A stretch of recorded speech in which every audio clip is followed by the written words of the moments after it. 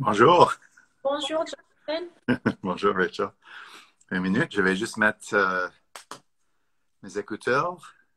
Parfait. Peut-être ça a fonctionné, peut-être pas, mais est-ce Vous que pouvez... tout le monde...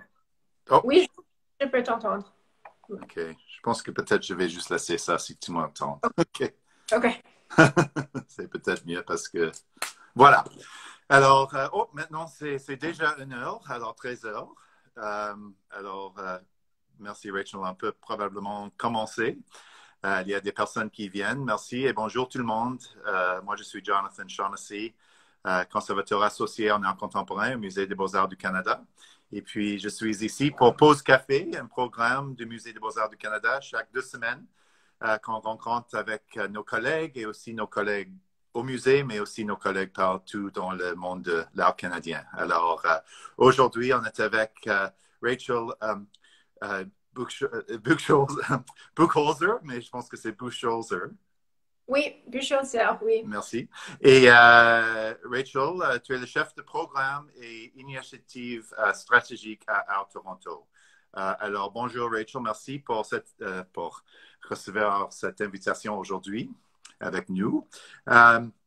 Juste avant de commencer, j'aimerais juste des petits renseignements. Nous allons parler pour une vingtaine de minutes, 25 minutes, on va voir, au sujet de la foire à Toronto cette année, qui est un peu exceptionnelle parce que c'est plutôt une foire virtuelle, mais on va parler de ça. Mais avant de commencer, j'aimerais toujours dire que moi, je suis à Gatineau, près d'Ottawa, et comme le Musée des Beaux-Arts du Canada en Ottawa se retrouve sur le territoire des peuples de la nation algonquin, et je reconnais toujours le lien sacré de longue date, l'unisson, ce territoire qui demeure non cédé. Je remercie toujours les gardiens de ce territoire et tellement belle région du monde. Et puis, Rachel, je pense, même si tu travailles avec Art Toronto, tu es toujours à Montréal ces jours-ci. Oui, je suis à Montréal. OK, alors pour ça, je pense que ce serait très bien. On pense à Montréal aujourd'hui, alors nous reconnaissons aussi la nation Kanien'kehá:ka comme gardienne des terres et des eaux sur lesquelles nous nous réunissons aujourd'hui, mais pour toi, Rachel. Et je trouve toujours c'est important pour cette annonce en Ottawa parce qu'on sait qu'on a beaucoup parmi nos amis, notre communauté, nos collègues qui sont soit Premières Nations diverses ou aussi Métis et surtout les Inuits à Ottawa. Il y a une très grande communauté. Alors, on dit bonjour à tous nos amis. Et puis, avec ça, rebonjour Rachel.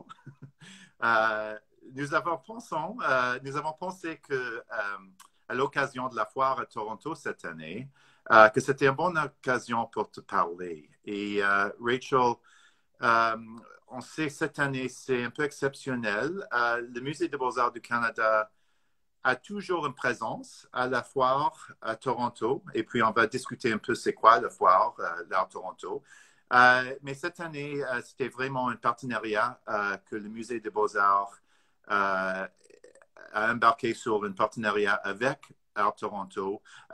Et puis, on a un site web sur le site de l'Art Toronto cette année. On a la programmation et tout ça.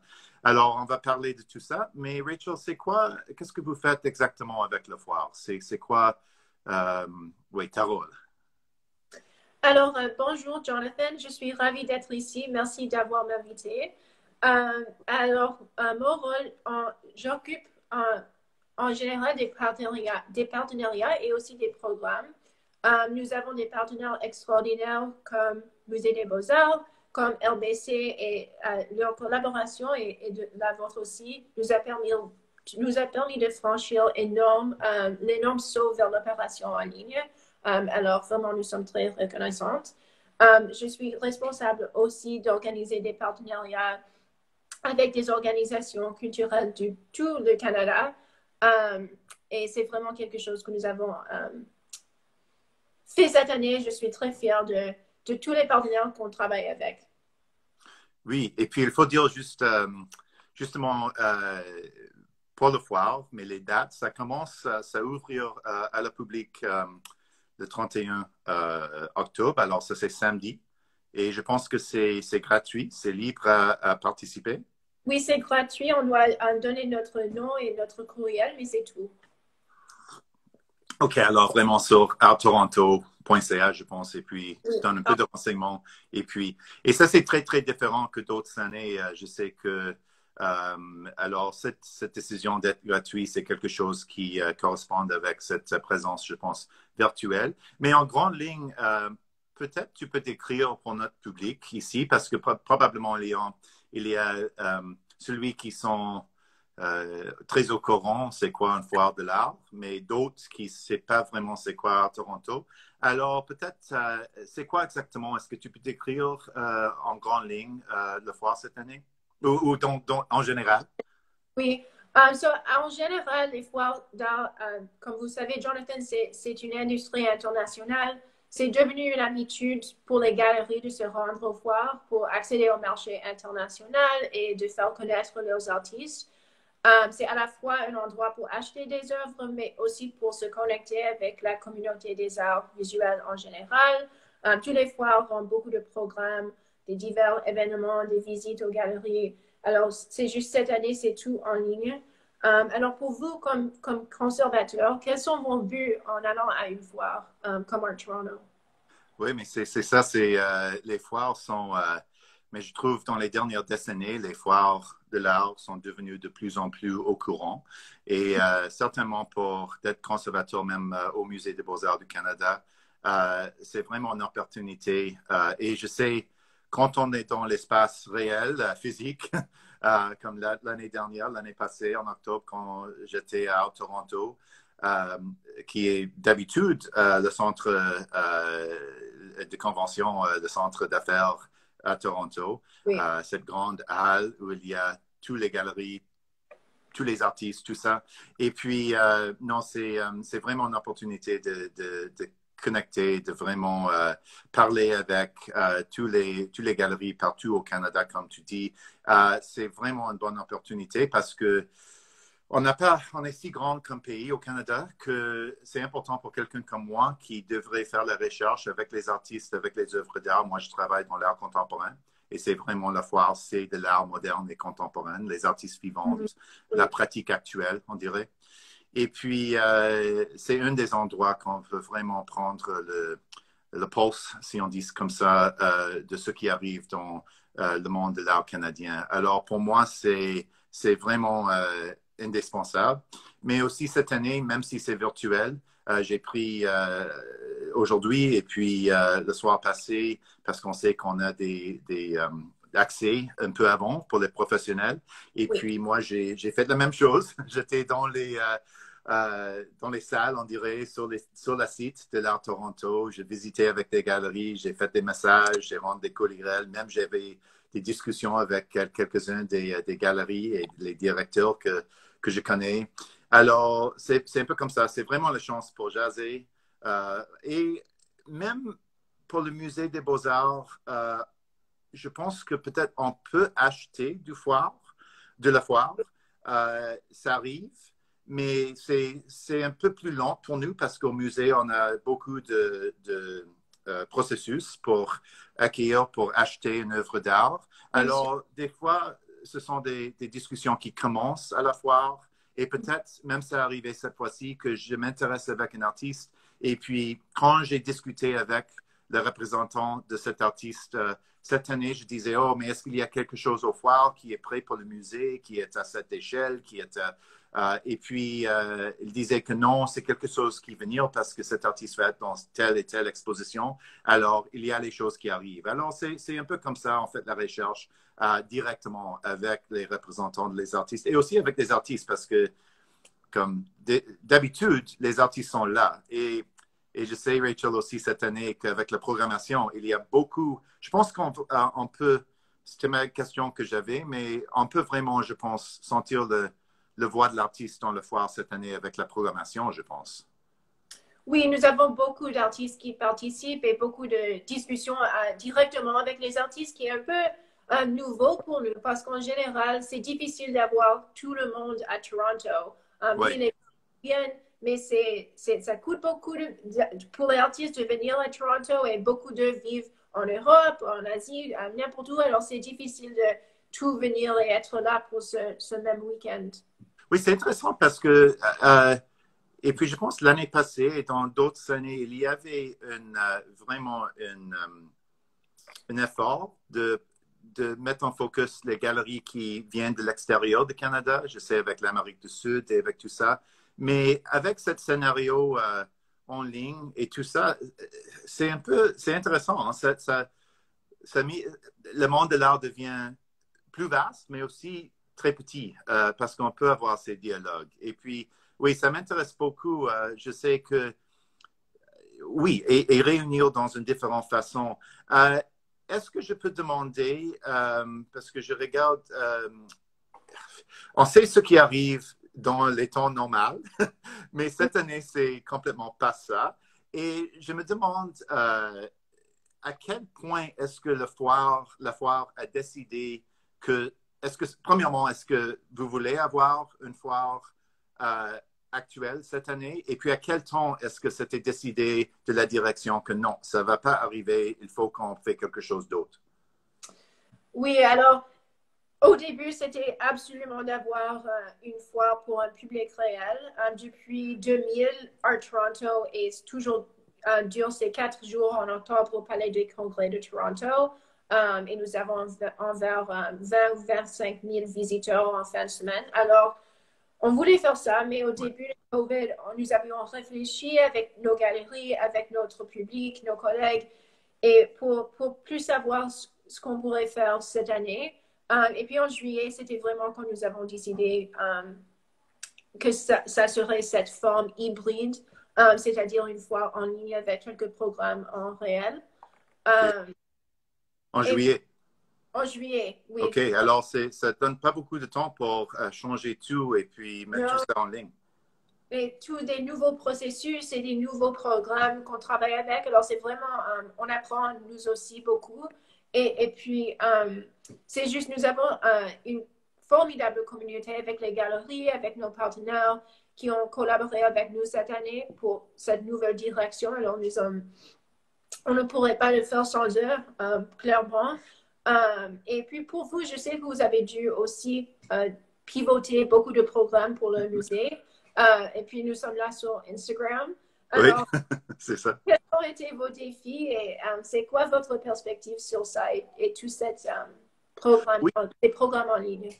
Non, mais c'est une bonne question parce que c'est la même chose. Je sais pour le foire, OK, c'était juillet que vous avez décidé pour octobre qu'il faut faire quelque chose de nouveau avec de l'infrastructure qui est probablement pas exactement là.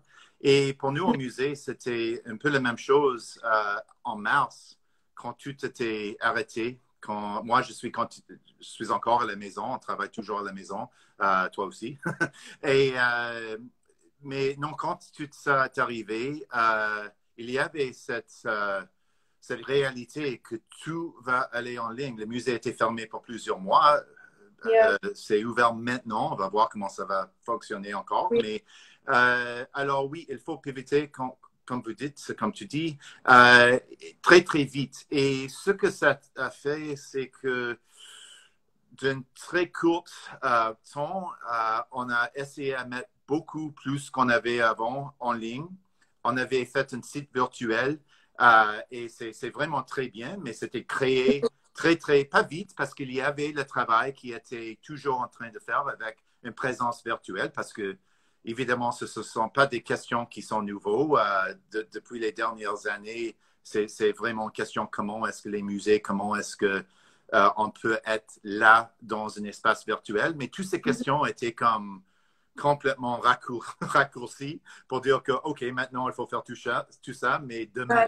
Alors, pourquoi je mentionne ça? C'est parce que quand l'appel est venu de Mia Nelson, la directrice de l'Art Toronto cette année, et puis on était un appel avec toi aussi, Rachel, pour dire qu'est-ce qu'on peut faire avec le foire, qu'est-ce que le Musée des Beaux-Arts peut faire avec le foire. Je pense que c'était un bon temps en août, septembre, quand on avait cette discussion. Ça serait très différent si on avait cette discussion en mars, parce qu'en septembre, je pense que pour le musée, on disait, OK, très bien, on peut faire quelques discussions, on peut faire le site et tout ça. On était très prêts après les 6 mois de pandémie pour être en collaboration avec Art Toronto. Je pense que si c'était en février, mars, ça serait une très différente situation parce que, voilà, on n'était pas prêt pour ça vraiment. Et puis, tout le monde a bougé très vite maintenant.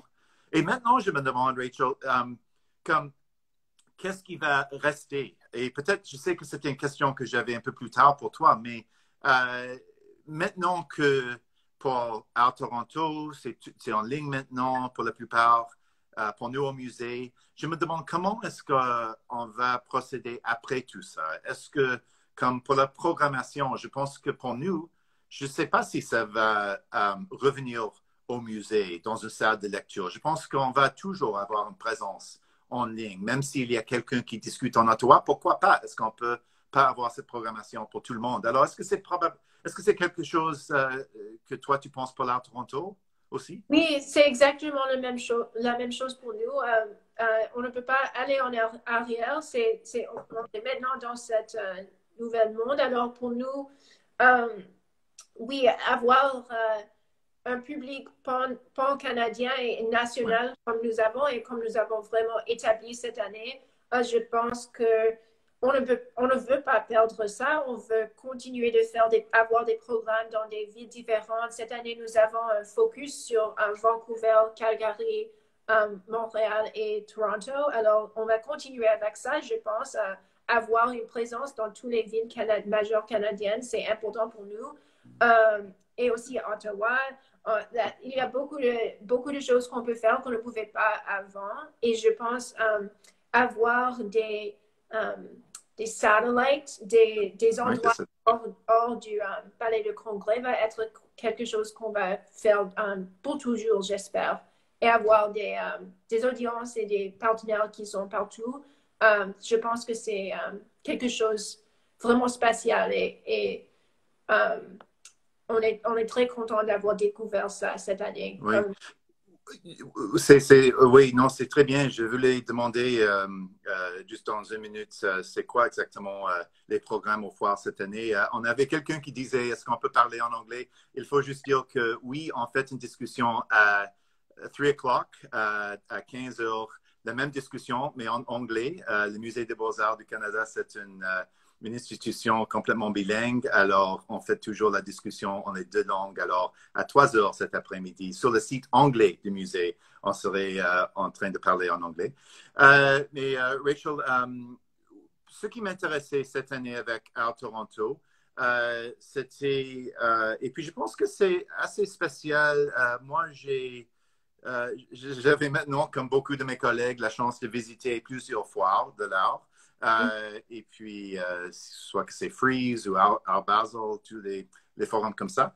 Et puis, eux, ce sont toujours complètement virtuels. Mais à Toronto, je sais qu'il y a cette programmation qui est vraiment virtuelle, oui. Il y a la foire qui est sur le site en ligne complètement. Mais je pense qu'il y a aussi la programmation qui est dans les espaces, dans les galeries physiques partout au Canada. Est-ce que tu peux décrire cette... Parce que c'est vraiment comme un modèle hybride, je trouve, entre le virtuel et la possibilité de aussi visiter quelque chose dans ton ville, Calgary ou Vancouver.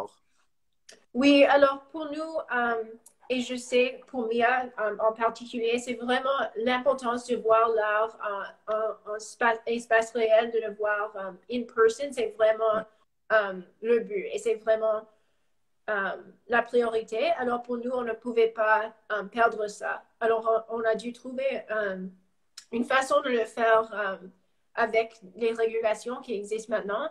Alors c'était vraiment avoir nos partenaires dans les galeries qui ont on est très ils ont fait des événements pour nous et nous avons eu l'opportunité de travailler avec eux sur ça. Alors, nous avons presque 100 événements. Oui, tout partout au Canada. Et c'est vraiment excitant. J'ai hâte de voir les événements qui sont ici à Montréal. À Montréal, c'est un peu compliqué maintenant avec la pandémie, mais... la zone rouge, oui, à Montréal. Oui, Oui. oui. OK. Mais s'il y a des petites choses qu'on peut faire ici et là, on va les faire. Mais à Vancouver, à Ottawa, à Toronto et à Calgary, il y a plusieurs événements qui arrivent, qui vont arriver. Oui, c'est très spécial pour nous et ça, c'est quelque chose de nouveau. Nous avons même un Gallery Hop qui va être le 7 novembre, alors OK. l'année prochaine, qui arrive, ça arrive chaque année à Toronto, mais cette année, on peut le faire dans toutes nos villes, alors Montréal, Calgary et Vancouver, et tous les galeries vont être ouvertes. Vont avoir des programmes spéciaux et des performances et tout ça, et les gens peuvent juste se promener et aller quand ils ont le temps. Alors, c'est ça, je suis vraiment Oui, oui. contente d'avoir pu faire ça cette année. Non, ça c'est vraiment, je pense que, comme je dis, j'ai pas vu ça dans les autres modèles des foires qui s'adaptent à ce temps-ci. Et puis, je pense, parce que je parlais avec une des galeries à Calgary, Trepanier Buyer, le directeur là, Yves, Mhm. que ça, il faut dire aussi que pour à Toronto, parce que moi, je suis en Ottawa, et puis le foire, d'habitude, c'est difficile. On est en Ottawa. Alors oui, je suis à Montréal, à Toronto, un peu plus, beaucoup plus que je peux être à Vancouver, Calgary, même à la côte l'est. Je sais que toujours il y a une présence, je pense, de Terre-Neuve, des galeries qui viennent de cette partie du pays. Ah, ok. Alors, à Toronto, c'est cette opportunité de connecter à Toronto. C'est un peu comme une réunion familiale ou quelque chose comme ça Oui, parce que c'est un endroit. C'est comme ça tous les foires. Mais au Canada, c'est probablement pourquoi à Toronto, c'est connu comme le foire du Canada parce que c'est unifié à Toronto. Maintenant, c'est en ligne, mais je sais que j'ai parlé avec Yves hier soir et puis il m'a dit que lui et puis quelques autres galeries comme Pierre-François Houlette Will Barley, je pense, à oui. Vancouver, sont en train de faire un petit foire, un petit à Toronto, dans les espaces de Stephen Bolger à Toronto. Et ça, alors ça, c'est intéressant aussi, mais je pense que ça a été aussi fait avec la coordination, avec la discussion avec la foire, oui.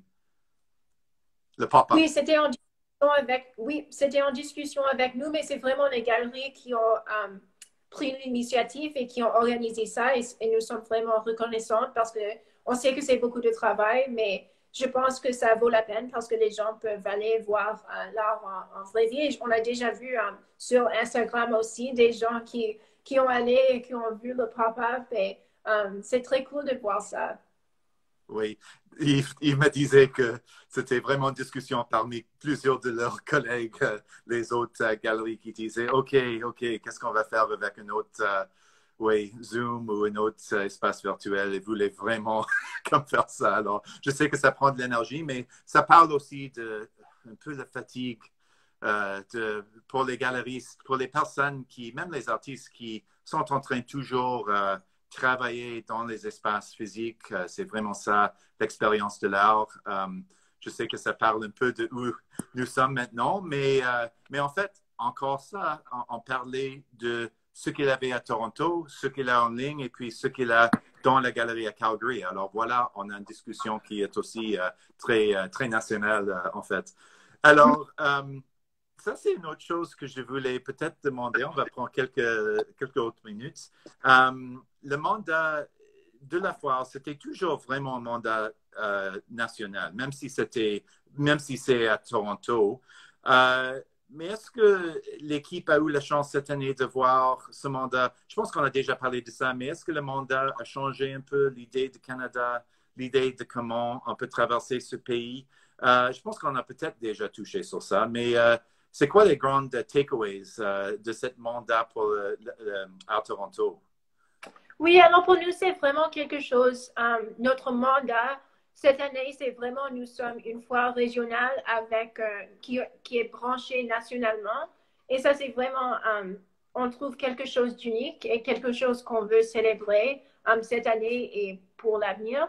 Um, oui, c'est quelque chose qu'on ne voit pas, je pense, avec les Frieze, avec les Art Basel, parce qu'ils sont très internationaux. Et c'est pas que nous n'avons pas des galeries internationales, c'est juste, nous avons vraiment un grand pays avec des scènes d'art très divers. du côte l'Est à côte Ouest. Alors, c'est vraiment, il y a beaucoup de différences et de régionales, des choses régionales qu'on a. Je pense que pas avant la pandémie, je pense qu'on n'a pas assez peut-être on n'a pas reconnu ça assez. On n'a pas fait assez pour vraiment voir ce qui est ici autour de nous au Canada. On regardait peut-être plus aux États-Unis, en Europe, quoi que ce soit, mais juste Oui. pas aussi au Canada. Non, ça c'est intéressant et peut-être parce que l'autre côté de cette virtualité, de cet aspect de la foire, c'est peut-être aussi un peu la compétition parce que si on va participer comme une galerie aux États-Unis ou bien de l'extérieur dans une foire au Canada ces jours-ci, peut-être c'est aussi le moment pour dire pour la foire, hein, pour à Toronto à dire mais OK, vraiment, qu'est-ce que ça veut dire de soutenir les galeries ici au Canada, la communauté, les mécènes, les artistes, les collectionneurs, tout ça. Oui, ça c'est quelque chose d'intéressant parce que moi aussi, je vois que dans le passé, même cette année, il y a des galeries qui viennent de l'extérieur du Canada, mais des fois, comme je pense à Brendan Fernandez, qui a une grande présentation avec Monique Meloche de Chicago cette année, mais c'est vraiment parce que c'est elle qui amène Brendan à aussi et les œuvres. Alors, ça fait vraiment un bon... ça fait du sens pour faire ça. Et je trouve que ça arrive des fois aussi, même dans les années passées du foire, qu'il y a des artistes qui travaillent partout et s'ils travaillent avec une galerie à l'extérieur du pays, c'est une chance pour amener cette pratique à Toronto, au Canada, je trouve. Oui, absolument. Alors, et comme ça, on n'a pas vraiment parlé de l'auditoire de l'art Toronto. Je sais qu'il y a les professionnels, les conservateurs, il y a les collectionneurs. Ça, c'est une chose parce qu'on sait que même avec toute la programmation, avec tout ce qui arrive, il y a vraiment des petites expositions, des pop-up, des choses comme ça. Mais il y a aussi, c'est une base économique. On a l'art qui est toujours à vendre. Et puis, mais c'est pas simplement, je pense, les collectionneurs et les personnes qui travaillent dans le monde de l'art. C'est pas vraiment toujours ça pour l'art Toronto. C'est vraiment aussi, il y a un aspect public et pour toutes les personnes qui veulent connaître un peu mieux l'art et les artistes, oui? Absolument. Et en plus, cette année, parce que la foire, c'est gratuit Oui. et c'est en ligne, alors c'est beaucoup plus accessible et nous avons vraiment hâte d'avoir la chance de faire ça. Alors, oui, nous avons des groupes écoliers, nous avons une grande public qui sont juste des gens qui sont intéressés dans l'art et avoir la chance d'écouter les artistes en discussion et même les programmes du Musée des Beaux-Arts à propos des changements dans la collection et l'art Première Nation, des artistes Première Nation, c'est vraiment important et c'est vraiment informatif, je trouve. Et avoir l'opportunité de présenter ça à un grand public et aussi un public qui sont tout partout au Canada, c'est vraiment un privilège pour nous. C'est quelque chose de nouveau, mais en général, nous avons toujours des visiteurs qui sont hors du secteur d'art. Oui, oui. Et puis, oui, il faut souligner peut-être, il y a tous les sites. Alors, après samedi, mais pour ceux qui veulent aller avant, je pense qu'il faut juste acheter aussi un billet. Je ne sais pas s'il y a une façon avant, mais c'est fermé jusqu'à samedi. C'est fermé jusqu'à samedi. Alors, c'est samedi vraiment que la foire s'ouvre.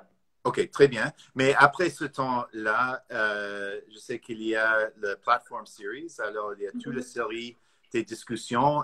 Oui, tu as mentionné que notre directeur, Sacha Souda, du Musée des Beaux-Arts du Canada, parle avec Greg Hill, qui est notre conservateur principal de l'art autochtone au musée. Et elle parle des projets avec l'art autochtone au musée actuel avec le projet de Abedar Kouné qui vient de définir cette grande exposition de l'art autochtone global. Et puis, on a aussi Andrea Cunard, qui est notre conservatrice associée en photographie, qui parle avec l'artiste Maura Davey au sujet de l'exposition qui est toujours ouverte au musée sur cet artiste canadien qui vit à New York, fait la photographie, les films, les vidéos, travaille avec une pratique conceptuelle très, très intéressante. Alors, ça, c'est sur le site. Et puis, moi aussi, j'ai parlé avec ma collègue Corey Jackson, qui est la conservatrice de la collection de la banque RBC, alors une collection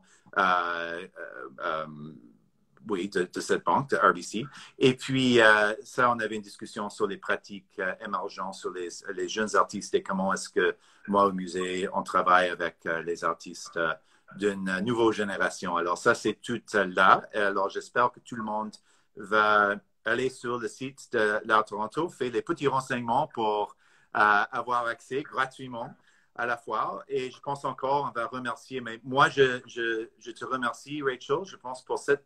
Et à vous aussi, merci.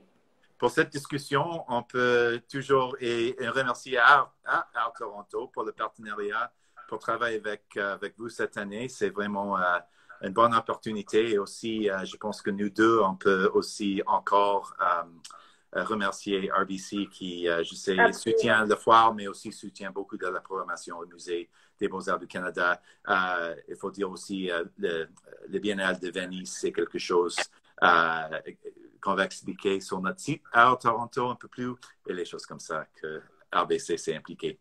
Alors, je pense avec ça, Rachel, peut-être, est-ce qu'il y a quelque chose d'autre qu'on a oublié?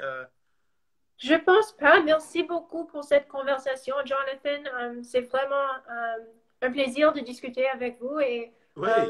Je suis très content que nous avons pu travailler ensemble pour ce projet.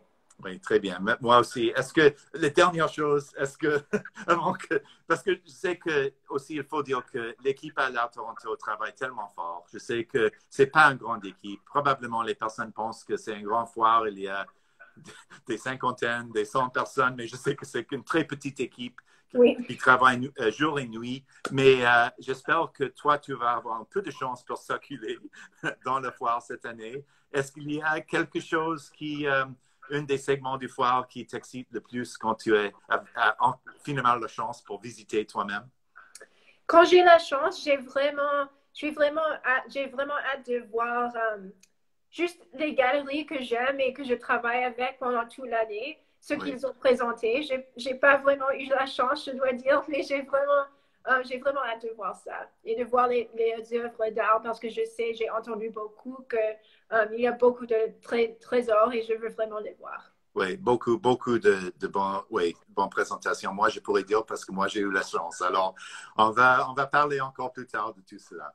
Alors, merci encore, Rachel. Merci beaucoup à tous qui a resté avec nous pour cette pause café à MBAC aujourd'hui à Art Toronto. Et puis, juste pour dire que encore à 15h, 3 p.m., cet après-midi sur le site anglais du Musée des Beaux-Arts du Canada, Nat Gallery Can, on va reprendre cette discussion en anglais. Alors, au revoir, Rachel. Merci. Au revoir, merci Bye. beaucoup, Jonathan. Bye.